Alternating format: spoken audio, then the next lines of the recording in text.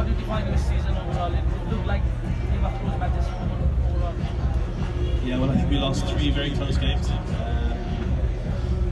Probably just at crucial times in each of those games, our decision making probably wasn't what it needed to be. Back ball and in the field in all 3 departments. So can't fault the guys the effort they put in all tournament, especially at training, you know, and in the matches.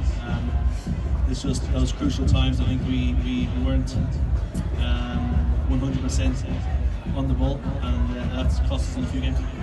Scott came in towards the end of the season and held the batting pretty well. Do you think his presence was missing in the team, looking how the team performed in the first few matches?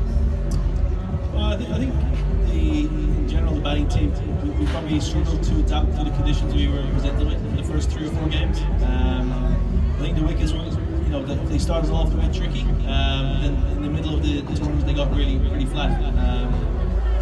I think we struggled to adapt, or we didn't adapt quick enough.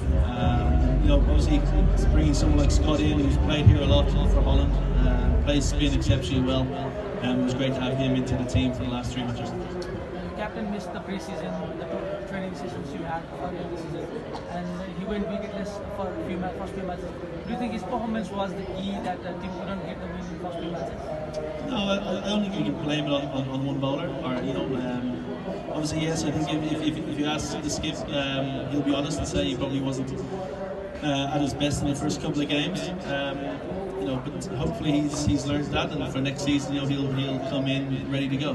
He was a little bit unlucky. You know, I think he had a lot of edges go past the keeper and inside edges past the stumps, and you know, shots falling short of the fielders. And sometimes when you're in that position as a team or as an individual, the luck doesn't go your way.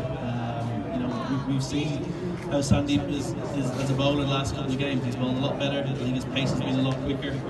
He's attacked the stumps a little bit more, where previously he might have bowled a little bit too slow. Talking about the foreign players, Akhi Villiers was quite known to these conditions. He got injured, do you think that was one of the key reasons that your team couldn't get the results? Yeah, well, we had a bit of illness as well throughout the squad. Akib and also Ismat Alam were both sick, kind of flu and not feeling well, and infections and stuff like that. So that obviously takes a toll on the player. But of course, you know, it's these tournaments, they're thick and fast the games. So, you know, as an individual, you've got to come into it in form. It's hard to find form in a tournament that's so quick with games every couple of days. In 2018, you came for the first time in Nepal as a player. Now you're coming back as a coach. What are the changes that you've seen in national team results? We've seen you have become ODI nation and played the World Cup for the second time. What are the changes that you've felt? Yeah, I think the depth of the players, the local players, is a lot more now than it was in 2018. You know, the EPL was only, I think, 5-team tournament.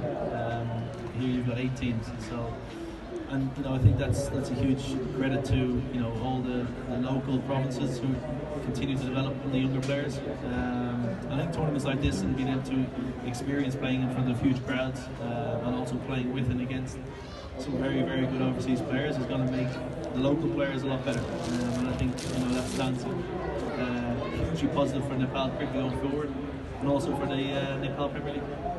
Something off the pitch now, along with you there was Andrew Lennon, your friend, who came to Nepal for the first time. Since then he's built himself around the local fans. How do you see that building? He's obviously a celebrity here. Anytime I go and have dinner with him in town, it's, you know, he's getting asked for photos, and he loves it. You know, he's been very good to Nepal cricket. I think over those 6 years, you know, he absolutely loves coming back here to Kathmandu, and he loves travelling around the country. So I think the Nepalese people have warmed to him. He's warmed to the country, and he's warmed to the Nepalese people and Nepalese cricket. You know, so it's great that the country can have someone like him who's so positive towards the cricket here in Nepal. Thank you.